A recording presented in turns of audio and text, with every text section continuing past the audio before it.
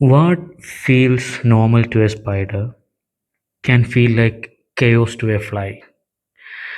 നിങ്ങളിപ്പോൾ ആലോചിക്കുന്നുണ്ടായിരിക്കും, ഇവനീ ചെകുത്താൻ്റെ മാസ്കും വെച്ചിട്ട് എന്താണ് ഈ പുലമ്പുന്നതെന്ന്. കളങ്കാവൽ എന്ന് പറഞ്ഞ സിനിമയെപ്പറ്റി ഒരു വൺ ലൈനർ പറയാൻ പറഞ്ഞു കഴിഞ്ഞാൽ ഇതിനേക്കാളും ആപ്റ്റായിട്ടുള്ള ഒരു ലൈനില്ല. ഒരു ചിലന്തിക്ക് വല നെയ്യുന്നത് സാധാരണമായിരിക്കാം, പക്ഷെ അതിൽ അകപ്പെട്ടു പോകുന്ന ഇരകൾക്ക് അത് അസാധാരണമാണ്. അതുതന്നെയാണ് കളങ്കാവൽ എന്ന് പറയുന്ന സിനിമയ്ക്കകത്ത് സംഭവിച്ചേക്കുന്നത്. മമ്മൂക്ക എന്ന് പറയുന്ന നടൻ, ഐ റിപ്പീറ്റ്, മമ്മൂക്ക എന്ന് പറയുന്ന നടൻ സൂപ്പർ സ്റ്റാർ അല്ല, മെഗാ സ്റ്റാർ അല്ല, ആക്ടർ. പുള്ളി ഭ്രമയുഗത്തിനകത്ത് ഒറ്റ ഒരു രാക്ഷസനായിരുന്നെങ്കിൽ ഇതിനകത്ത് പുള്ളി നല്ല കറതീർന്ന ചിലന്തിയാണ്. പുള്ളിക്കാരൻ നെയ്യുന്ന വലയിൽ ഉൾപ്പെട്ടു പോകുന്ന കഥാപാത്രങ്ങൾ സിനിമയ്ക്കകത്തുണ്ട്. അതുപോലെ തന്നെ തിയേറ്ററിലിരുന്ന് കാണുന്ന ഓരോ ഓഡിയൻസും പുള്ളിയുടെ വലയിഴകളിൽ പെട്ടുപോകുന്നുണ്ട്. പല സന്ദർഭങ്ങളിലും ശ്വാസമെടുക്കാൻ പോലും മറന്ന് സിനിമ കാണണമെന്നുണ്ടെന്നുണ്ടെങ്കിൽ അതും നമുക്കെല്ലാം അറിയാവുന്ന കഥ. അത് എങ്ങനെ അനാവരണം ചെയ്യപ്പെടുന്നു, അതെങ്ങനെ ആ ആക്ടേഴ്സ് പെർഫോം ചെയ്യുന്നു എന്നുള്ളത്, അത് തീർച്ചയായിട്ടും പുള്ളിയുടെ മാനറിസത്തിലും പുള്ളി യൂസ് ചെയ്യുന്ന, ഈവൻ സിഗരറ്റ് യൂസ് ചെയ്യുന്ന പുള്ളി ഓബ്ജക്റ്റ്, ഓരോ സിനിമയിൽ ഓരോ നടനും യൂസ് ചെയ്യുന്ന ഓബ്ജക്റ്റുകളുണ്ടാവും. രജനീകാന്ത് സിഗരറ്റ് വെച്ച് മാസാണ് കാണിക്കുന്നതെങ്കിൽ ഇത് മമ്മൂട്ടി എന്ന് പറയുന്ന നടൻ്റെ അല്ലെങ്കിൽ പുള്ളി അവതരിപ്പിക്കുന്ന ക്യാരക്ടറിൻ്റെ ഒരു എക്സ്റ്റൻഷനാണ്. അത് സിനിമ കാണുമ്പോൾ നമുക്കത് വളരെ വ്യക്തമായിട്ട് മനസ്സിലാവും. ഈ സിനിമയിലുടനീളം മമ്മൂക്കയുടെ ക്യാരക്ടർ മാത്രമാണ് ഒരു ഏറി കാം ആയിട്ടുള്ള നേച്ചറിൽ മുന്നോട്ട് പോകുന്നത്. ബാക്കി അന്വേഷണ ഉദ്യോഗസ്ഥനായിട്ട് വരുന്ന വിനായകനാണെങ്കിലും ശരി, അതിനോടനുബന്ധിച്ച ആൾക്കാരാണെങ്കിലും ശരി, കണ്ടിരിക്കുന്ന നമ്മളാണെങ്കിൽ പോലും വളരെയധികം ടെൻസ്ഡായിട്ടും എഡ്ജ് ഓഫ് ദ സീറ്റ് വന്നിട്ടും ഒക്കെയാണ് നമ്മളിരിക്കുന്നത്. നമുക്ക് ആ പ്രഷറും നമുക്ക് ആ ടെൻഷനും എല്ലാം അതീവമായിട്ട് നമുക്ക് ഫീൽ ചെയ്യും. പക്ഷെ അതിൻ്റെ എല്ലാം നടുക്കും വളരെ കാമും സെൻറ്റേഡുമായിട്ട് മമ്മൂക്ക അവതരിപ്പിക്കുന്ന സൈക്കോപാത്തിനുള്ള ഒരു പ്രത്യേകത എന്ന് വെച്ച് കഴിഞ്ഞാൽ അവരുടെ ഇമോഷൻസ് വളരെ കാൽക്കുലേറ്റഡ് ആയിരിക്കും, വളരെ പ്രിസൈസ് ആയിരിക്കും. അവർക്ക് എമ്പതി എന്ന് പറഞ്ഞ സാധനം കാണത്തില്ല. അതുപോലെ തന്നെ വളരെ ക്ഷമയോടെ ഇരകളെ വല നെയ്ത് അതിനകത്ത് വീഴ്ത്തി അവൻ്റെ വിശപ്പടക്കുന്ന ഒരു ചിലന്തി. Exactly is like a spider, a wicked spider. ഒരു കൊലപാതകം നടക്കുമ്പോഴത്തേക്ക്, ബിഗ് സ്ക്രീനിൽ ഒരു കൊലപാതകം നടക്കുമ്പോഴത്തേക്ക് അത് കണ്ട് ആൾക്കാർ കൈയടിക്കണമെന്നുണ്ടെന്നുണ്ടെങ്കിൽ അവിടെ കൊലപാതകത്തെ ഗ്ലോറിഫൈ ചെയ്യുകയോ കൊലപാതകയെ ഗ്ലോറിഫൈ ചെയ്യുകയോ അല്ല ചെയ്യുന്നത്. ഒരു അതികായനായ ഒരു നടൻ, നമുക്ക് ഇന്ന് കാലം വരെ ആൾക്കാർ പറഞ്ഞു വെച്ചേക്കുന്ന നാട്യശാസ്ത്രങ്ങളെല്ലാം ഭേദിച്ചുകൊണ്ട് പുള്ളി ഒരു ഒന്നൊന്നര വില്ലനെ അവതരിപ്പിക്കുമ്പോൾ നമ്മളവിടെ കാണുന്നത് ആ വില്ലനെ മാത്രമാണ്, ആ വില്ലൻ്റെ പ്രകടനമാണ്. അതിന് ആൾക്കാർ കൈയടിക്കുമ്പോഴത്തേക്ക് അത് വാസ് സ്പീച്ച്ലെസ്. അത് തിയേറ്ററിൽ ഇരുന്ന് തന്നെ എക്സ്പീരിയൻസ് ചെയ്യേണ്ട ഒരു കാര്യമായിട്ട് എനിക്ക് തോന്നി. പഴയ കാലത്തിൽ എപ്പോഴോ നടന്നു പോയ ഒരു ചരിത്രം, അത് ഒരു കഥ പോലെ സിനിമ എന്ന് പറയുന്ന കലാരൂപത്തിലേക്ക് കൊണ്ടുവരുമ്പോൾ, ഞാൻ നേരത്തെ പറഞ്ഞില്ലേ, നമുക്ക് ഈ കഥ അറിയാം, നമുക്കിതിനകത്തെ കഥാപാത്രങ്ങൾ അറിയാം, എന്താണ് സംഭവിക്കാൻ പോകുന്നതെന്ന് അറിയാം, ആരാണ് വില്ലൻ ആരാണ് നായകനെന്നും അറിയാം. എന്നിട്ട് പോലും കളങ്കാവൽ എന്ന് പറയുന്ന പടം നമ്മളെ പിടിച്ചിരുത്തുന്നുണ്ടെന്നുണ്ടെങ്കിൽ അത് സിനിമ എന്ന് പറയുന്ന ആർട്ട് ഫോമിൻ്റെ അതിൻ്റെ വിജയമാണ്. സിനിമ എന്ന് പറയുന്നത് ഒരു നടൻ മാത്രമല്ല, അതിൻ്റെ പിന്നിലെ സ്ക്രീൻ പ്ലേ, അതിൻ്റെ സ്ക്രിപ്റ്റ്, അതിൻ്റെ ലൈറ്റിങ്, അതിൻ്റെ സൗണ്ട് എന്ന് വേണ്ട അതിനകത്ത് 1000 ഫാക്ടേഴ്സ് ഉണ്ടാവും. There are lot of moving stuffs. അതെല്ലാം ഒരുപോലെ ഒരു മെയ് പോലെ പ്രവർത്തിക്കുമ്പോഴത്തേക്കുണ്ടാകുന്ന മാജിക്കാണ് സിനിമ. അതിന് കളങ്കാവൽ സാക്ഷ്യം വഹിച്ചിട്ടുണ്ട്. ഞാൻ പറഞ്ഞില്ലേ, നമുക്ക് അറിയാവുന്ന കഥ വീണ്ടും നമ്മൾ ബിഗ് സ്ക്രീനിൽ പോയിട്ട് നമ്മളെ പിടിച്ചിരുത്തണമെന്നുണ്ടെന്നുണ്ടെങ്കിൽ അതിനകത്ത് അഭിനയിച്ചേക്കുന്ന ആൾക്കാരുടെ പെർഫോമൻസ്, അതുപോലെ നമ്മൾ പോലും അറിയാതെ നമ്മളെ പിടിച്ചിരുത്തുന്ന സൗണ്ട് ഡിസൈൻ, BGM, അതുപോലെ തന്നെ വളരെ ഭംഗിയായിട്ടുള്ള സിനിമാറ്റോഗ്രഫി, ലൈറ്റിങ്. ആൾക്കാരുടെ പേരെടുത്തൊന്നും ഞാൻ പറയുന്നില്ല, അതിൻ്റെ ശാസ്ത്രീയമായ മേച്ചിൽപ്പുറങ്ങളിലേക്കും പോകുന്നില്ല.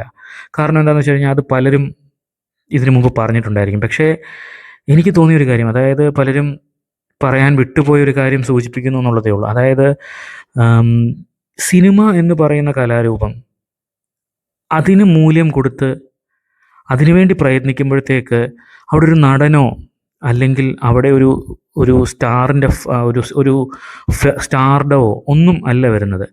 സിനിമ എന്ന് പറയുന്ന വളരെ വലിയൊരു ഒത്തിരി പേരുടെ വിയർപ്പും കഷ്ടപ്പാടിൻ്റെയും ഫലമായിട്ട് വരുന്ന ഒരു പ്രോഡക്റ്റ്.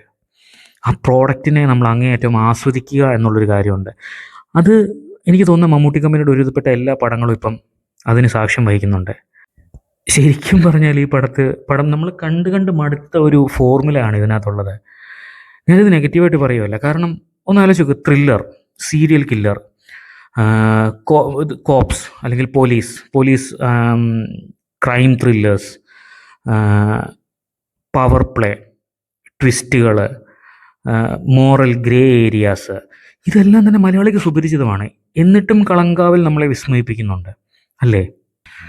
അവിടെയാണ് മമ്മൂട്ടി എന്ന് പറയുന്ന നടനും വിനായകൻ എന്ന് പറയുന്ന നടൻ്റെയും മത്സരിച്ചുള്ള അഭിനയത്തിൻ്റെയും പെർഫോമൻസിൻ്റെയും ഒരു മാജിക്ക് വരുന്നത്. കാരണം ഞാൻ നേരത്തെ പറഞ്ഞില്ല, അറിയാവുന്ന കഥ, മലയാളിക്ക് ഏറ്റവും സുപരിചിതമായിട്ടുള്ള ഫോമുല അല്ലെങ്കിൽ ഒരു ബാക്ക് ഡ്രോപ്പ്, പക്ഷെ അത് നമ്മളെ edge of the seat thriller ആക്കുന്നുണ്ടെന്നുണ്ടെങ്കിൽ അത് പെർഫോമൻസ് ആണ്. അത് വലിയൊരു തരത്തിലത് പെർഫോമൻസ് തന്നെയാണ്. മാറി മാറി മത്സരിച്ച് അഭിനയിക്കുക, അനാവശ്യമായിട്ടുള്ള മാസ് ഡയലോഗുകൾ, വളരെ സറ്റിലായിട്ടുള്ള, വളരെ സൈലൻ്റ് ആയിട്ടുള്ള ഓരോ നോട്ടവും. ഇതിനകത്ത് വിനായകൻ്റെ മറ്റൊരു പേര് നത്ത് എന്നാണ്, പുള്ളിയെ വിളിക്കുന്ന നത്ത് എന്നാണ്. പക്ഷേ എന്തുകൊണ്ട് നത്ത് എന്നുള്ളത് അത് ടുവേർഡ്സ് ദ എൻഡ് നമുക്ക് മനസ്സിലാവും. അത്രയും ഇനേറ്റായിട്ട് അതായത് നമുക്ക് നെയ്ത് കണ്ടുപിടിക്കാൻ പോലും പറ്റാത്ത രീതിയിൽ വളരെ മികച്ച രീതിയിലാണ് ആർക്ക് ഡെവലപ്പ് ചെയ്യുന്നത്. ഫസ്റ്റ് ഹാഫ് വേൾഡ് ഡെവലപ്മെൻറ്റും മോഡസ് ഓഫ് ഓപ്പറാൻഡിയും എന്താണ് കാണിക്കുന്നതെങ്കിൽ, അല്ലെങ്കിൽ ആ സൈക്കോപാത്ത് അതെങ്ങനെ എൻജോയ് ചെയ്യുന്നുവെങ്കിൽ, സെക്കൻഡ് ഹാഫിലോട്ട് കയറുമ്പോഴത്തേക്ക് അയ്യോ, ടോപ്പ് ഗിയറിലോട്ട് കയറി കഴിഞ്ഞ് കഴിഞ്ഞാൽ സമയം പോകുന്നത് പോലും അറിയില്ല. നമ്മൾ ഫുള്ളി ആദ്യത്തെ ഒരു 5 മിനിറ്റിൽ തന്നെ നമ്മൾ ഫിലിമിനകത്ത് ഇൻവോൾവ് ആയി. പിന്നെ നമ്മൾ അങ്ങോട്ടോ ഇങ്ങോട്ടോ നോക്കാൻ പോലും പോകത്തില്ല. അതായത് എക്സ്ട്രാവാഗൻ്റ് ആയിട്ടുള്ള സീൻസോ അല്ലാന്നുണ്ടെന്നുണ്ടെങ്കിൽ കളർഫുള്ളായിട്ടുള്ള സോങ്സോ, ഐറ്റം സോങ്സോ, ഭയങ്കര വലിയ സെറ്റിട്ടുള്ള പരിപാടിയോ, മാസ്സായിട്ടുള്ള ഡയലോഗുകളോ, ആക്ഷൻ സീക്വൻസോ ഒന്നുമില്ലാതെ വളരെ പച്ചയായിട്ട്, വളരെ റോ ആയിട്ട്, വളരെ ഭംഗിയായിട്ട് ഒരു ഇൻവെസ്റ്റിഗേഷൻ മുന്നോട്ട് കൊണ്ടുപോവുകയും, ഇൻ്റർവൽ പഞ്ചിനകത്തൊക്കെ ഒരു ചെറിയ സീൻ കൊണ്ട് അവർ വളരെ സിംബോളിക്കായിട്ട് വരവറിയിക്കുന്നൊരു സീനുണ്ട്. അതുപോലെ തന്നെ ക്ലൈമാക്സ് സീക്വൻസ്, അതൊക്കെ ആ സിഗരറ്റ് എന്ന് പറഞ്ഞ സാധനം ഇത്ര വൃത്തിയായിട്ടും ഇത്ര ഭംഗിയായിട്ടും ഇത്ര ഭയാനകമായിട്ടും ഒരു ഓബ്ജക്റ്റ്, ഒരു ആക്ടർ, ഒരു പ്രോപ്പ് യൂസ് ചെയ്യുന്നത് എൻ്റെ ജീവിതത്തിൽ ഞാൻ ആദ്യമായിട്ടാണ് കാണുന്നത്. അതായത് ഇപ്പോൾ പല തമിഴ് സിനിമയ്ക്കകത്തും വലിയ തോക്കുകൾ കൊണ്ടുവരുന്നു, ഭയങ്കര വലിയ വെടിവെപ്പുകൾ, പക്ഷേ ഇയാൾ അതിനകത്തൊരു സിഗരറ്റ് കടിച്ചു പിടിച്ചുള്ള സാധനം കുറച്ച് കാണിക്കുന്നുണ്ട്. അത് അൺബിലീവബിൾ. കളങ്കാവലിൽ here you are not going to see plot twist. I can promise that. Actually, what you guys are going to see is that two actors trying to match their performance. ഒരു psychological theater trying to shift the power dynamics in the scene. അതാണ് ശരിക്കും ഇവിടെ കാണുന്നത്. അതല്ലാതെ plot ട്വിസ്റ്റുകൾ reveal ചെയ്യുന്നതിനേക്കാളും കൂടുതൽ ഒരു അക്ഷരം പോലും ഇണ്ടാതെ ഒരു നോട്ടം കൊണ്ട് സ്ക്രീനിൽ പവർ ഡൈനാമിക്സ് എങ്ങോട്ട് മാറുന്നു, കള്ളനിൽ നിന്നും പോലീസിലേക്കും, പൂച്ചയിൽ നിന്ന് എലിയിലേക്കും, എലിയിൽ നിന്ന് പൂച്ചയിലേക്കും മാറുന്നത് നമുക്ക് കാണാൻ സാധിക്കും. That's the magic of the performance. ഒരു ഭാഗത്ത് സ്ക്രീൻ പ്ലേ ടെൻഷൻ ബിൽഡ് ചെയ്യുന്നുണ്ടെങ്കിൽ മറുഭാഗത്ത് നമ്മൾ പോലും അറിയാതെ ബാക്ക്ഗ്രൗണ്ട് മ്യൂസിക് നമ്മുടെ ഹാർട്ട് ബീറ്റ് വളരെയധികം സ്പൈക്ക് ചെയ്യുന്നുണ്ട്. ഡയലോഗുകൾ എന്ന് പറയുമ്പോഴത്തേക്ക് ഞാൻ നേരത്തെ പറഞ്ഞ പോലെ അതിഭീകരമായിട്ട് വലിച്ച് നീട്ടിയ സുവിശേഷ പ്രസംഗങ്ങൾ പോലല്ല, വളരെ വളരെ നാച്ചുറലായിട്ടുള്ള ഡയലോഗ് ഡെലിവറിയും. അതിനകത്ത് ടുവേർഡ്സ് ദ എൻഡ് ക്ലൈമാക്സിൽ മാത്രമേ വളരെയധികം ഷാർപ്പായിട്ടുള്ള ഡയലോഗ്സ് ഉള്ളൂ. മമ്മൂക്ക എന്ന് പറയുന്ന അതികായനായ ചിലന്തിയുടെ അതിതീക്ഷണമായ അഭിനയപാടവത്തിൽ നമ്മൾ പോലും അറിയാതെ അദ്ദേഹം നെയ്യുന്ന വലയിൽ നമ്മൾ പോലും അകപ്പെട്ടു പോകുന്നതിൻ്റെ കാരണം അത് തന്നെ ആയിരിക്കാം. ഇനി കളങ്കാവലിനെ വളരെയധികം സ്പെഷ്യലാക്കുന്ന ഒരു കാര്യം കൂടെ. ഇത് വളരെ നാച്ചുറലായിട്ട് എപ്പോഴും, അതായത് പതിറ്റാണ്ടുകളായിട്ട് മലയാളത്തിൽ വന്നു പോകുന്ന ഒരു ഫോർമുല ആയിപ്പോയേനെ. വില്ലൻ വേഷത്തിൽ വിനായകനും നായക വേഷത്തിൽ മമ്മൂക്കായും വന്നിരുന്നെങ്കിൽ ഇത് 1000 തവണ എങ്കിലും ഏറ്റവും കുറഞ്ഞ പറഞ്ഞൊരു കഥയായി മാറിയേനെ. പക്ഷെ അവിടെയാണ് മമ്മൂക്ക വില്ലൻ വേഷം ചെയ്യാനും വിനായകനെ കൊണ്ട് നായകവേഷം ചെയ്യാനും തീരുമാനിക്കുന്ന ആ ഒരൊറ്റ ഡിസിഷനിൽ മലയാളത്തിൽ ജനിച്ചത് അത്യപൂർവമായിട്ട് കാണാൻ സാധിക്കുന്ന ഒരു അഭിനയ മികവിൻ്റെ ഒരു പോരാട്ടമായിരുന്നു.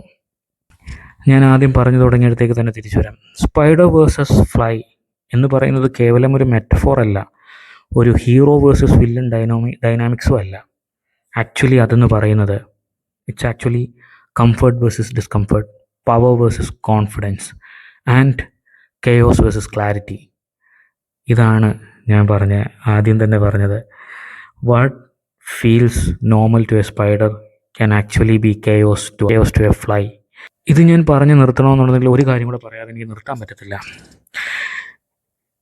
ശരിക്കും പറഞ്ഞു കഴിഞ്ഞാൽ ഇതിൽ മമ്മൂട്ടി എന്ന് പറയുന്ന നടൻ ഒരു ഭ്രാന്തനാണ്, പറയാതെ പറ്റത്തില്ല.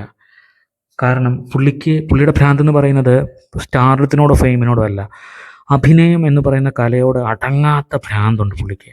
74 വയസ്സിലും ഇന്നത്തെ കാലത്തെ ചെറുപ്പക്കാർ പോലും തള്ളിക്കളയുന്ന റോളുകൾ വളരെയധികം ആവേശത്തോടെ പുള്ളി ചെയ്യുന്നുണ്ടെന്നുണ്ടെങ്കിൽ he's redefining what's acting is.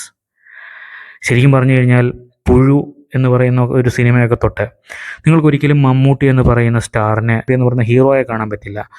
Mammootty എന്ന് പറയുന്ന നടനെ മാത്രമേ കാണാൻ പറ്റുള്ളൂ. മമ്മൂട്ടി എന്ന് പറയുന്ന ഹീറോ ഒരു സ്റ്റെപ്പ് ബാക്കിലേക്ക് വലിയുമ്പോഴത്തേക്ക് മമ്മൂട്ടി എന്ന് പറയുന്ന നടൻ 10 സ്റ്റെപ്പ് മുന്നോട്ട് വന്നിട്ടുണ്ടാവും.